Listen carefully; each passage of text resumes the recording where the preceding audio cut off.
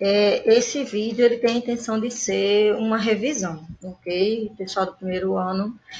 Eu acredito que eu coloquei um pouco mais de detalhe nesse slide que eu já enviei para vocês, né? O conteúdo de sociologia do primeiro bimestre completo.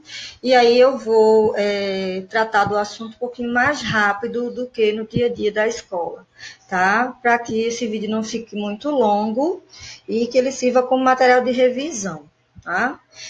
A gente tem aí o que é a ciência, né? Que a ciência existem vários campos de estudo da ciência e que a ciência é a busca do conhecimento, né, mais racional e que para acontecer isso ela usa um método organizado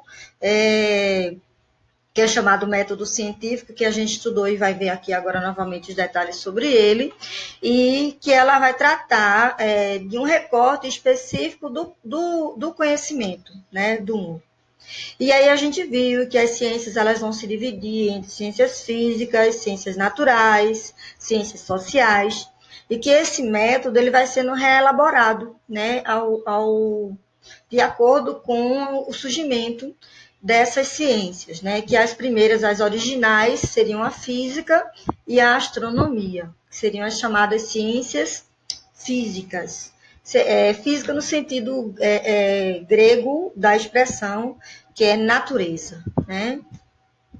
Aí a gente viu um pouquinho mais sobre o que seriam essas ciências sociais, que estudam um pouquinho mais o ser humano em si, ou aquilo que está relacionado ao ser humano, né? Aí a gente vai ver a sociologia, que é o nosso conteúdo, né? Que é o estudo das sociedades ou grupos formados pelas pessoas, e existem outras áreas de conhecimento que também são ciências sociais e que estão, inclusive, uma curiosidade que a gente, inclusive, já tratou, é que as ciências, por mais que elas tenham um recorte de estudo específico para o seu objeto, que elas estudem objetos específicos, mas elas não conseguem separar a relação que esse objeto de estudo tem com as outras áreas também. Então, a história, ela precisa da sociologia, ela precisa da matemática, ela precisa da geografia, a geografia precisa da paleontologia, precisa da matemática, precisa da biologia. Então, a gente tem uma relação intrínseca entre as ciências, embora cada ciência estude especificamente um objeto recortado, né?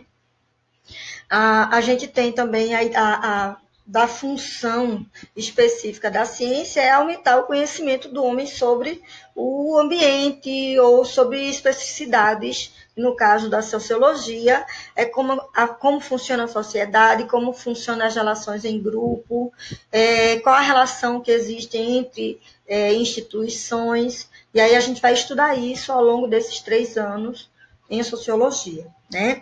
Não existe está aí no slide, né? Não existe uma distinção nítida. E não é só entre as ciências sociais, não.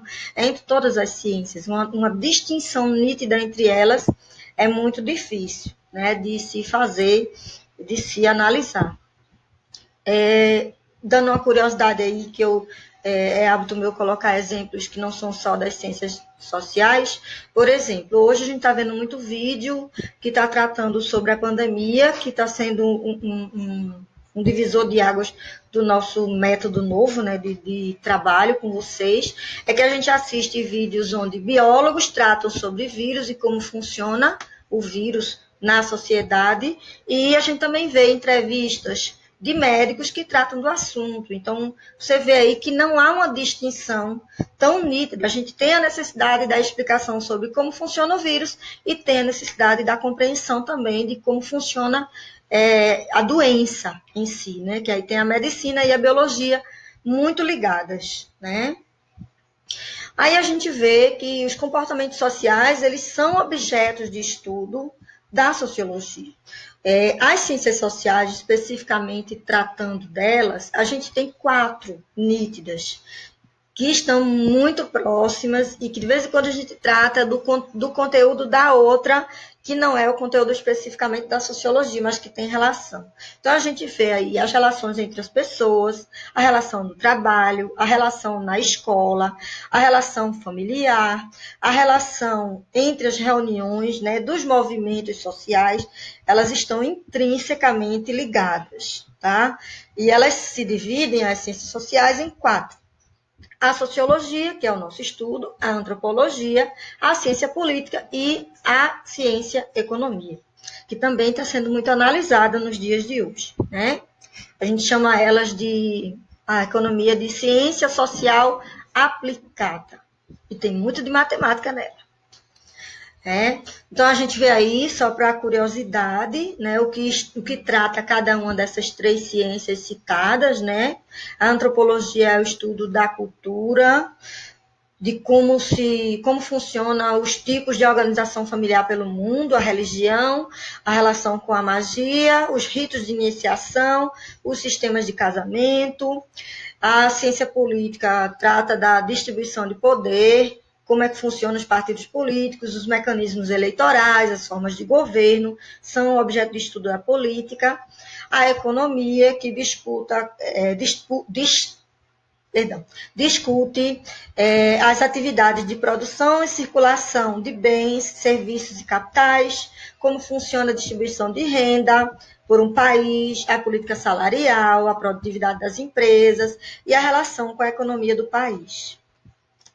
A sociologia, que é o nosso tema, ela é uma ciência social cujo objeto de estudo são as interações sociais e as formas de associação do ser humano.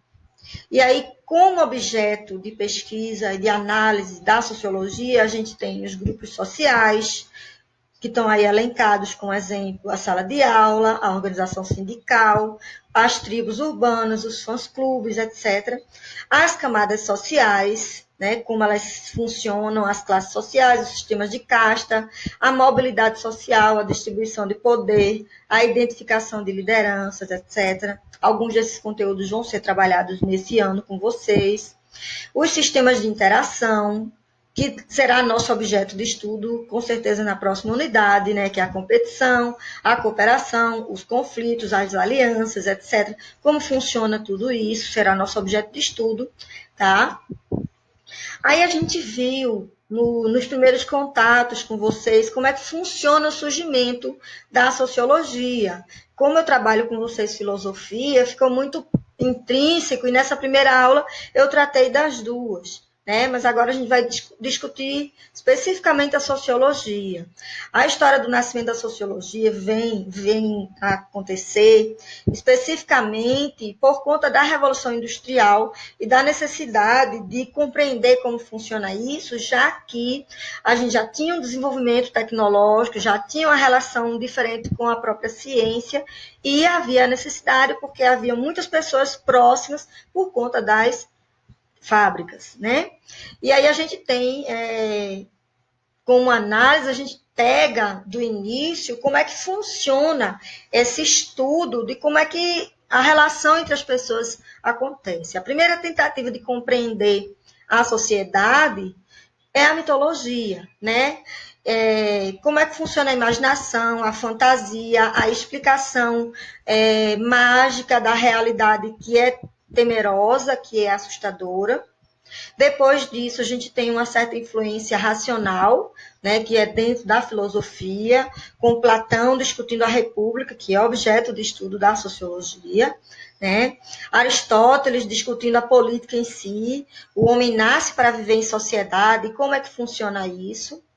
Na Idade Média, a gente vai ter uma forte influência religiosa do comportamento, de como funciona essa relação social, colocando Deus como parte primordial nessa relação, explicando que a sociedade ela funciona daquele jeito porque Deus assim o quis, né?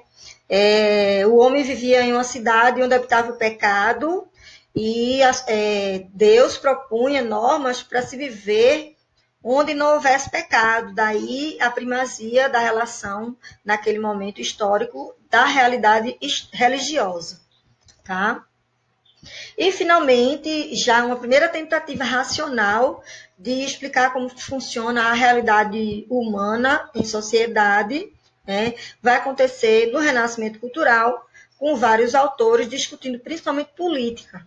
Né? Então, a gente vai ter Maquiavel, Thomas More, Tommaso Campanella, Francis Bacon, Erasmo de Roterdã, Thomas Hobbes. Né? E no século XVIII, a gente vai ter o Giambattista Vico, que discute essa nova ciência, o mundo social, e que o mundo social é, com certeza, a obra do homem. E, finalmente, no século XIX, com Jean-Jacques Rousseau, no livro O Contrato Social, a gente também tem um pouquinho mais de discussão, onde se coloca que o homem nasce puro e é a sociedade que o corrompe.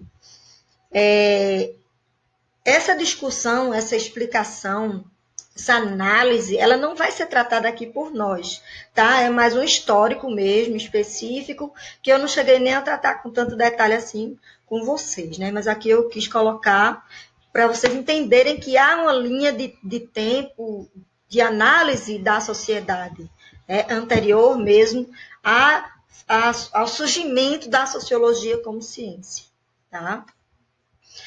E aí a gente tem, no século XIX, né, com a figura do Auguste Comte, o surgimento da ciência sociologia. Né? Ele cria o curso de filosofia positiva. É ali que surge a sociologia. E ele vai elencar o método científico que já existe para as ciências físicas, puxando elas, esse método, para a ciência social, né, da análise da sociedade. E aí ele vai discutir que é importante se observar os fenômenos sociais, se identificar essas leis que regem essa sociedade. Então, você vê aí que ele trata a sociedade como a natureza, como é tratada a natureza, né?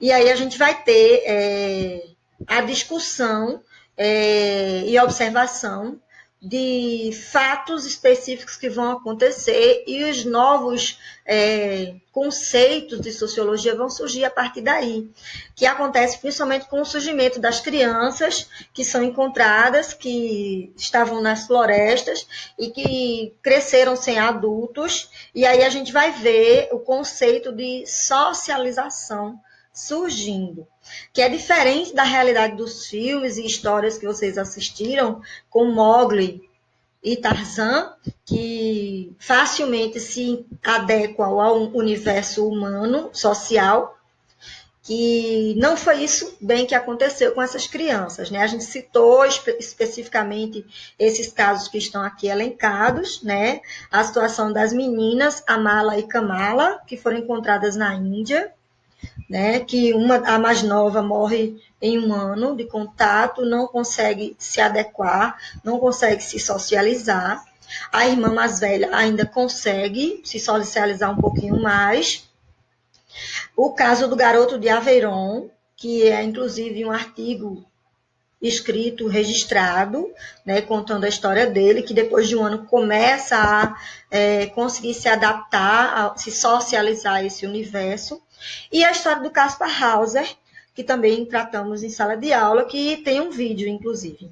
Eu compartilhei com vocês em uma tarefa, especificamente vídeos curtos, que contam a história do garoto de Aveyron e a história do Caspar Hauser. Agora eu estou em dúvida se foi o garoto de Aveyron ou a Mala e Kamala. Eu tinha intenção de colocar os 3 vídeos. Bom, é interessante que vocês assistam esses vídeos, porque ele tem mais detalhes do que os que eu tratei em sala de aula. Tá? A questão aí tratada é a gente compreender que uma criança que não cresce com adultos, ela não tem o comportamento humano, porque o comportamento humano ele é aprendido a partir de outros humanos. Então, a gente chama esse processo de socialização, ok?